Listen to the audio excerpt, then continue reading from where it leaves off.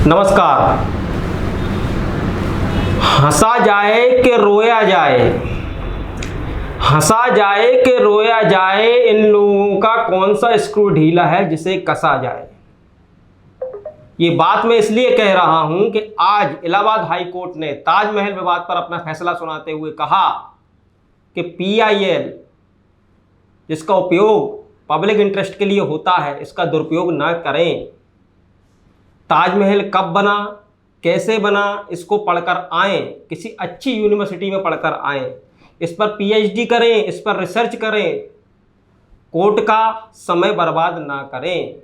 ये उन लोगों के मुंह पर तमाचा था जो ताजमहल के नीचे मंदिर बता रहे थे और इलाहाबाद हाई कोर्ट में याचिका लगा रहे थे। चूंकि यह विवाद बहुत गहरा है, दो धर्मों का मसला है, इतिहास का मसला है,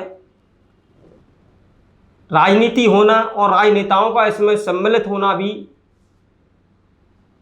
एक प्रक्रिया के तहत हो रहा है। जयपुर राजघराने की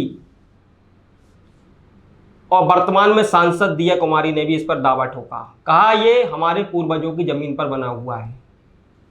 आपके जो वंशज हैं मैम, उन्होंने जी जी बिल्कुल, वो जो जमीन थी वो उसकी जो वहाँ पर हमारे पास भी जो दस्तावेज है उसमें ये जो प्रॉपर्टी है ये पैलेस था और शाहजहां ने इस पे कब्जा किया। और उस समय तो क्या है कि सरकार उन्हीं आज भी अगर कोई गवर्नमेंट एक्वायर करती है अपना लैंड उसके बदले में मुआवजा देती है, तो मैंने सुना कि उसके बदले में मुआवजा दिया।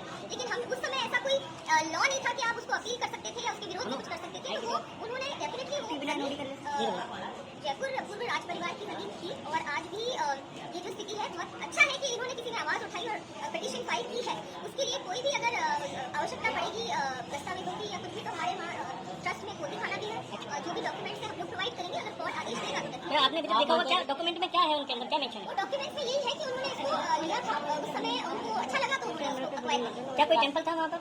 वो अभी इतना कुछ मैंने देखा नहीं है, लेकिन डेफिनेटली वो जो प्रॉपर्टी थी वो बिल्कुल हमारे परिवार की थी। आपको मानना है कि ताजमहल को तोड़ देना चाहिए? और मैं ये नहीं कहूँगी, इस पे पूरा जो उन्होंने कहा है कि कमरे खोले जाने चाहिए, कुछ कमरे हैं जो बंद है, कुछ पार्ट है ताजमहल का जो बंद है, सील्ड है, उस पर डेफिनेटली इंक्वायरी होनी चाहिए, उसको खोलना चाहिए कि वहाँ क्या था क्या नहीं था। देखिए वो सारे फैक्ट्स तो तभी एस्टैब्लिश होंगे जबकि एक बार प्रॉपर उसकी इंक्वायरी होगी और कोर्ट आदेश देगा कि इसको डेफिनेटली इसमें पता करना चाहिए कि पहले क्या था। आप लोग भी कोई याचिका लगाएं? मेन मुद्दा क्या है?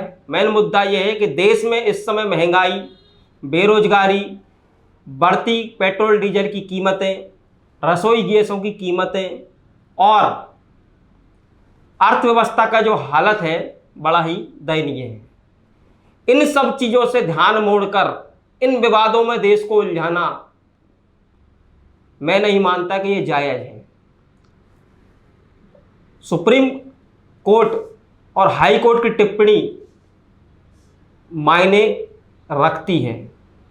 इलाहाबाद हाई कोर्ट ने जो बोला है इसको एक एक आदमी को सुनना चाहिए और इसको कंठस्थ कर लेना चाहिए कि उनने इतनी तल्ख टिप्पणी क्यों की। ये कोई आप रास्ते चलते चौराहों पर हुआ झगड़ा नहीं है। हमारा काम आप तक जानकारी, सही जानकारी पहुंचाना है। हमारा काम देश में जो अनेक के मुद्दे हैं वो उठाना है।